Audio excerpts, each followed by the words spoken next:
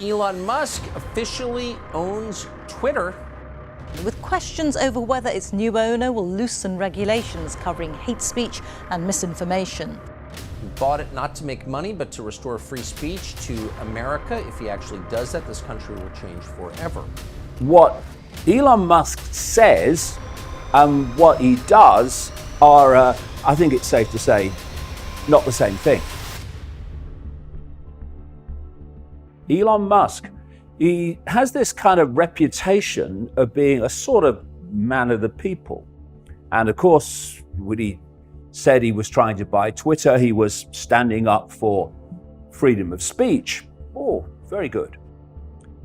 Except that when you look at Elon Musk, what he does, what the companies he fronts up produce, it's got a funny kind of coincidence going on here. And that is that everything that Elon Musk does and produces is straight off the script of the global cult agenda. The global cult, which has fronts like the World Economic Forum, which Harari is very much connected to.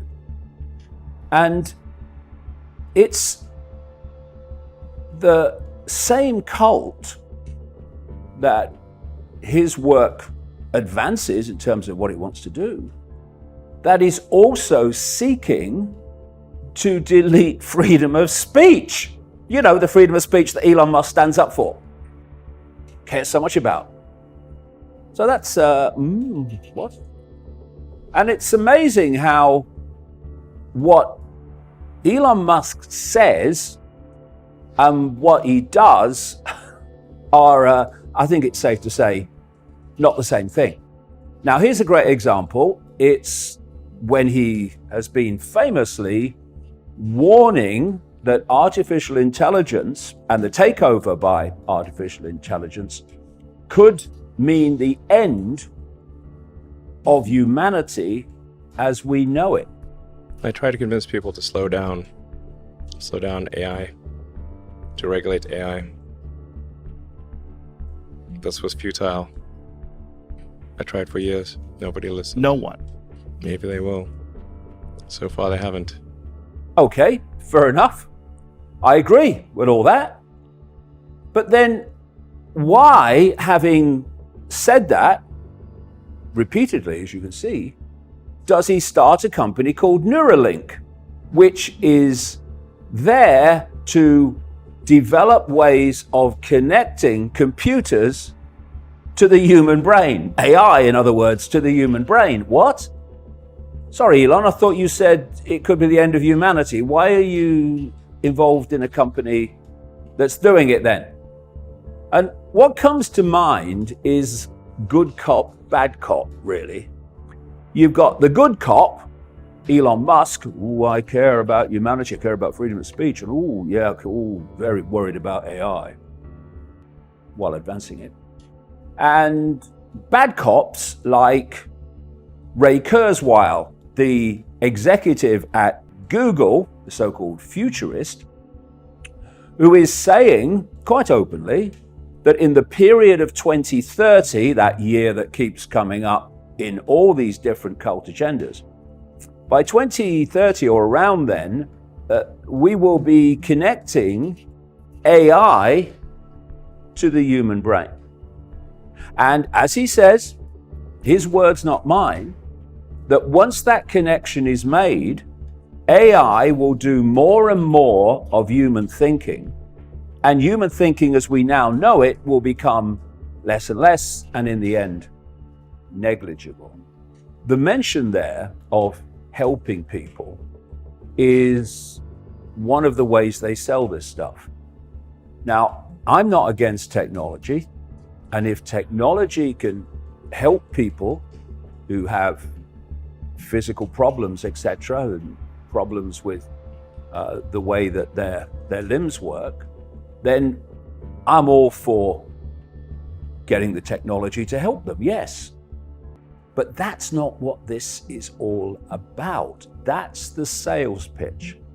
The real reason behind it is to control the entirety of humanity through AI. Now, here's a question.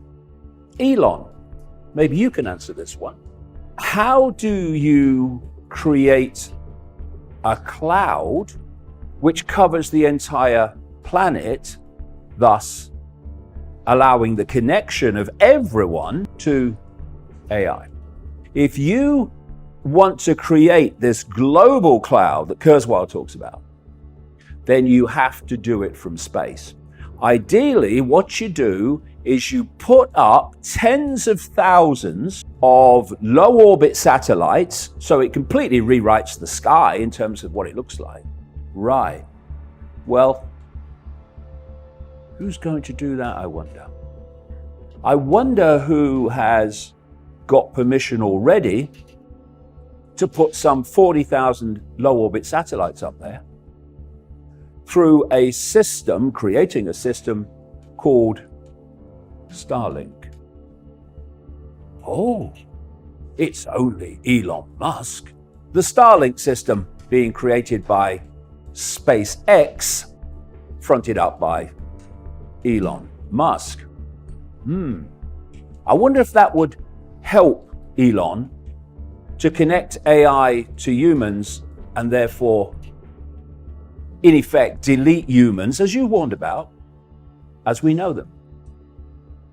Now, the process of bringing us to implanted microchips, nano microchips in this case, was to first get people addicted to technology they hold, smartphones, then get wearables, as they call them, where people put technology on their bodies, so you're then leading them down the road to implantable microchips.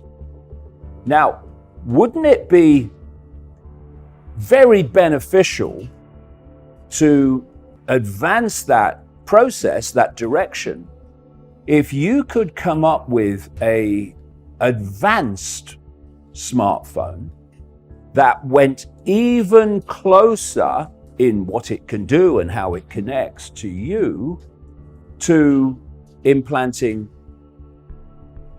microchips in the body? I think that would help it enormously. Now, I wonder who's doing that. Elon?